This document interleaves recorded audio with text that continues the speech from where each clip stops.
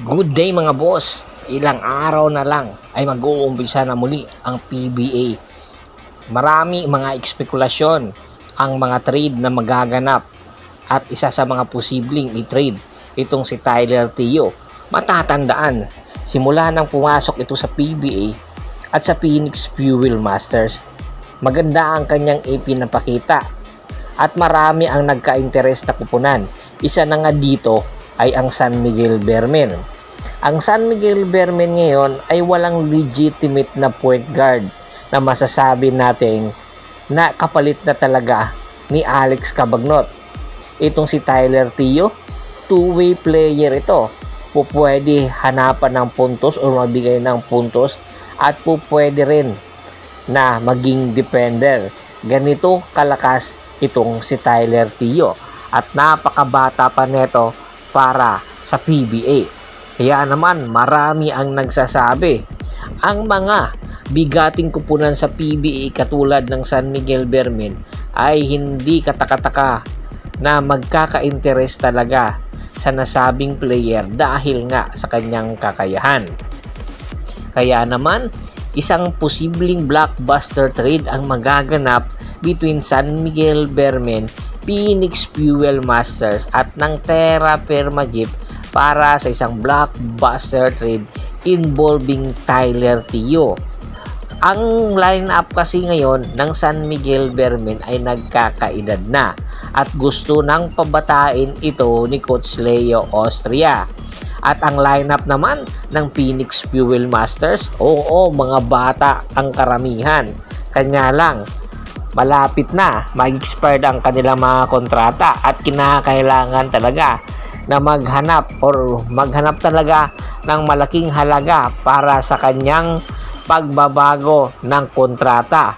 Kaya naman hindi katakataka na malaki ang hinihinging increase nitong si Tyler Teo dahil hindi na nga siya rookie. Pangatlo or pang-apat na taon niya na sa PBA at gusto niya yung max contract kung pwede. Pero hindi maibigay ito ng Phoenix. At isa pa sa mga posibleng kunin ng San Miguel Bearmen, ang sophomore guard ng Terra Firma Jeep na si Mark Nonoy.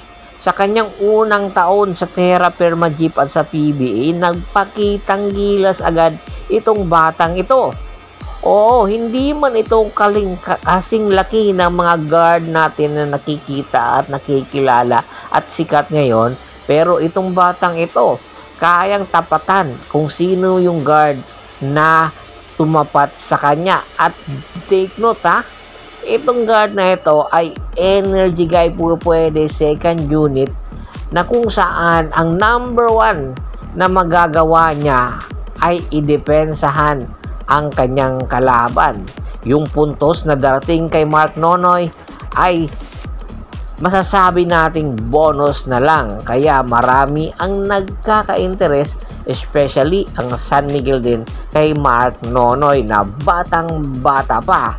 Alam nyo ba, kung papansin niyo yung Mark Nonoy, unti-unting nag-i-improve ang kanyang performance, lalo na siguro kung mailipat itong si Mark Nonoy papunta sa San Miguel Bearmen. Marami ang mag-guide sa kanya doon, especially itong si Chris Ross, kung sakasakali mang matuloy ito sa San Miguel Bearmen. Ang mga tanong na lang na dapat alamin ng mga fans, sino-sino mga player ang posibleng pakawalan ng San Miguel Bearmen para makuha itong si Mark Nonoy at ang nasabing guard din ng Phoenix Fuel Masters na si Tyler Teo. Kung sakaling ang matuloy ang nasabing trade na magaganap, ay napakabata ng mga point guard na posibleng ibandera ng San Miguel Bearmen. At take note, hindi lang batang-bata, explosive guard ang pinag-uusapan natin dito. Ito yung hybrid na guard na pwedeng ipangtapat ng San Miguel Bearmen kahit sa ibang kupunan. Kinakailangan lang ng San Miguel Bearmen na magpakawala ng kanilang mga player na nagkakaedad na at isa sa mga tinitingnang posibilidad ay itong si Muala Tautua. Si Muala Tautua sa nakaraan Commissioner's Cup, Philippine Cup, ay maganda ang ipinapakita sa ilalim nitong si Junmar Fajardo dahil limited minutes nga ang nilalaro ni Junmar Fajardo na kung saan nagkaroon nga ng injury. Pero marami rin ang nagsasabi hindi na nga patatagalin pa itong si Muala Tautua sa San Miguel Bermen dahil nga nagkakaedad na at unti-unti nang posibleng bumaba ang minuto na ibibigay sa kanya ng San Miguel Bermen. Pero itong si Muala Tautua, kung sakaling mailipat ito sa Phoenix Fuel Masters, ay magkakaroon talaga ng isang legitimate na guard, rather big man, ang Phoenix Fuel Masters na kung saan ito ngayong badly needed sa kanilang kupunan. Pag-amin nga mismo ng kanilang head coach na si Wilson, ang gusto niya yung big man na parehas kay Dorian Peña na makikita natin halos magkaparehas ng katawan itong si Muala Tautua at Dorian Peña, kaya hindi kataka-taka na pag-interesan ito. Yan ang atin pakaabangan.